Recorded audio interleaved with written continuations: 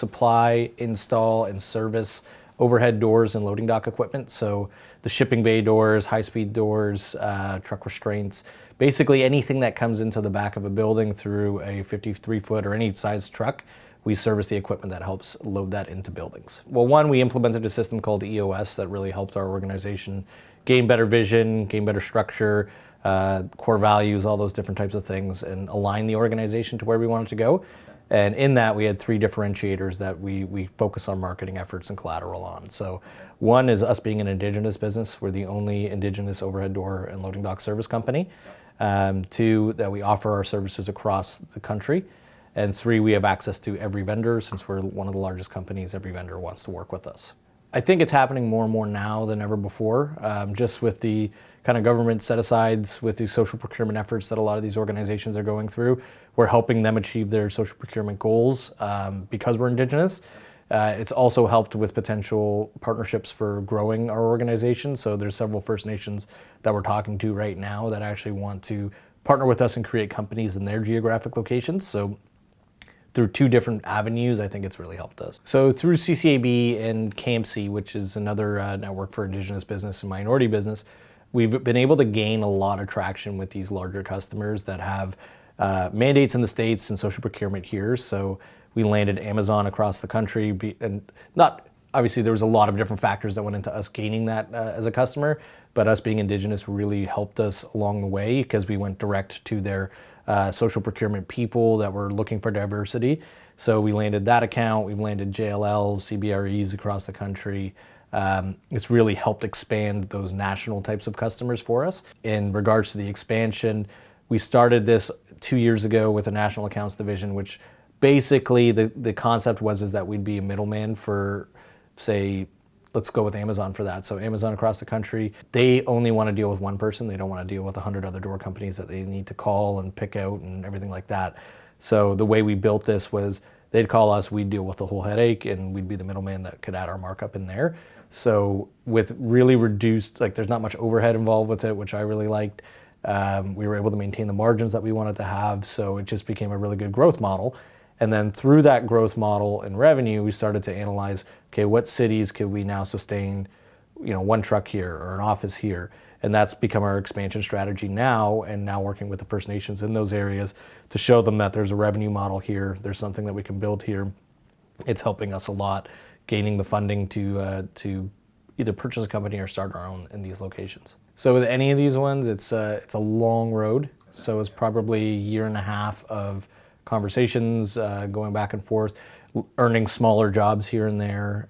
So we installed a bunch of air curtains for them in some of their facilities.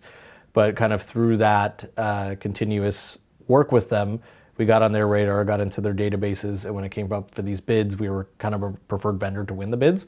So just staying on top of these things, I would say for anything when it comes to CCAB or as an Indigenous business trying to launch, like it's all about relationships and just staying in front of the key decision makers and making sure they remember who you are. I think you need to scale your business properly. Like if you're just starting up, don't go for the Amazons and these big guys right away, because you need to have the credibility behind your services. So we were lucky enough that we've had 30 years of servicing really large customers here, pretty much every city in the geographic area we service, that it was attractive to an Amazon, that we had the track record and we were Indigenous. So definitely don't jump in there without having any of those background customers. But secondly, just persistence. And persistence to the point where these people get 250 emails a day.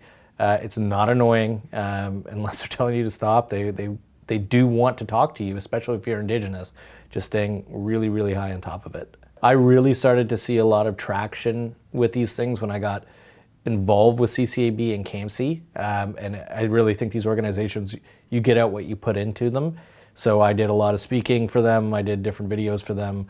I got involved whenever they asked me to get involved with things, I'd get involved, and it just increased my exposure so that some of these corporates were reaching out to us afterwards saying, hey, we want to work with you.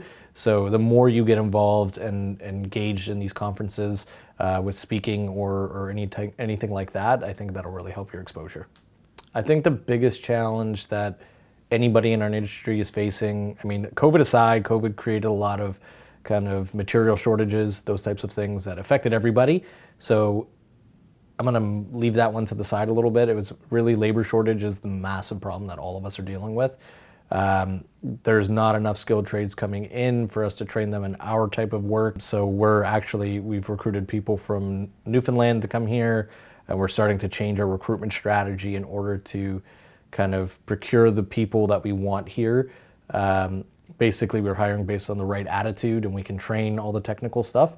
So that's been our strategy in the interim right now, but that's only going to get worse in the next 5 to 10 years. There's just really, really big labor shortage.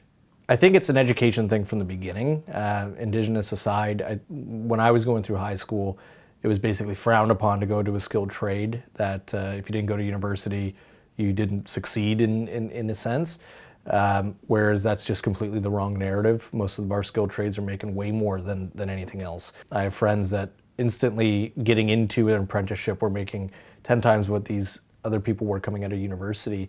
I think that narrative is just completely false, and I think they're trying to change it, but then we're going to wait another 10 years to see that change come into actualization. So I think from an educational standpoint, not shaming people going into trades is going to be a big shift for the Canadian culture and American culture and pretty much every first world nation. In regards to the Indigenous side, it's a tricky question, because there's a big push right now to increase the software skills for Indigenous kids. Because what happens in these communities is people become lawyers, become doctors, they move off of the Indigenous land, and they're unable to help their communities in the same way that they could if they were working on the Indigenous land. So it's something like our trade, we'd be doing the same thing that we're doing with Newfoundland, is trying to recruit, maybe set up some housing and teaching them this trade, but it's not necessarily something that they can take back to their First Nation, wherever that is, and help in that regard. So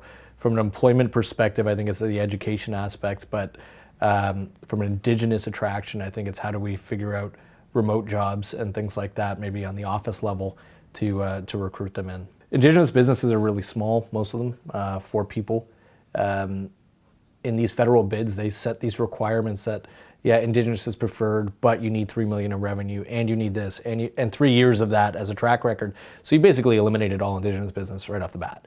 And if I understand the vetting process, I understand you can't just give this work, but there should be programs to help these Indigenous businesses get to that level, that whether that's an assessment and audit, that they're able to do the work that the federal government requires. They need to set up some sort of structure that enables Indigenous business to win the work, because all that's happening right now is they're just partnering with another company, and that's been something that's been going on for a long time in that regard. And a lot of these facilities are going fully automated, and a lot of the workforces are being removed. So I see that there. I don't see it as much with our company. I think a lot of maybe the front office can be automated, and that might happen down the line. But when it comes to servicing and installing and maintaining these pieces of equipment, we're going to be in business for a long time. Well, my goal is to have 10 locations across the country. That's always been my goal.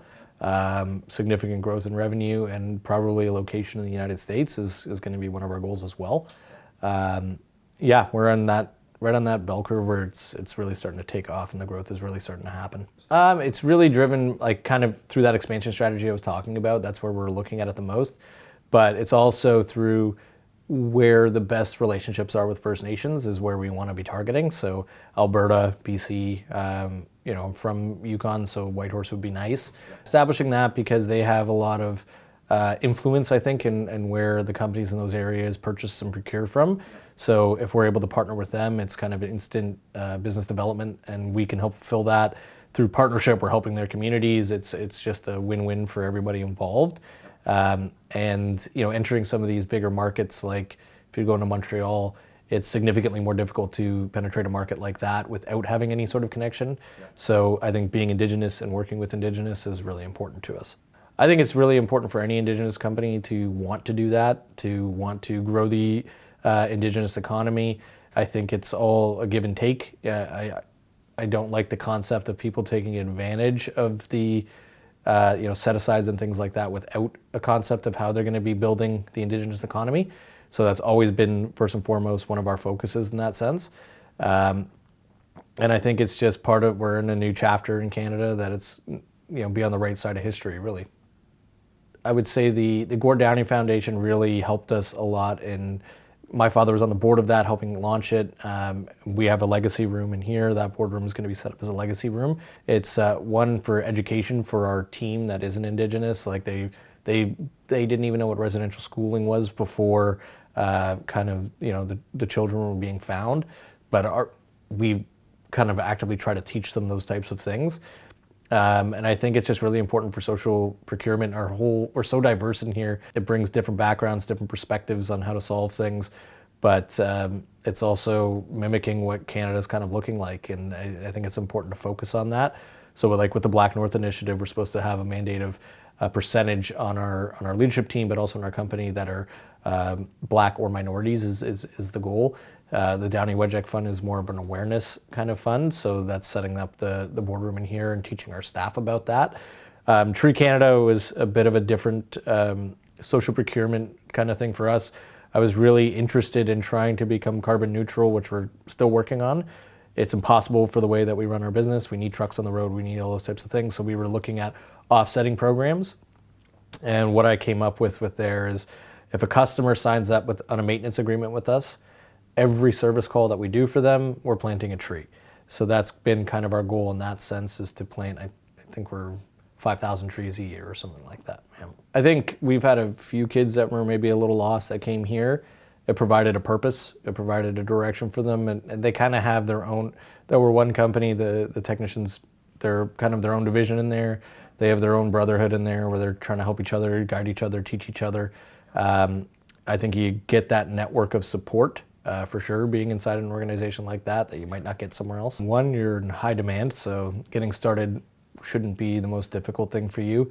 I would really probably take a couple courses to learn where your skill set lands and what your passion's in, but it's a great career. Most of them, like our guys, all earn pensions. They're set up for retirement upon when they retire, but you also get highly paid. It's a very highly paying career that if you're working hard, you're making six figures.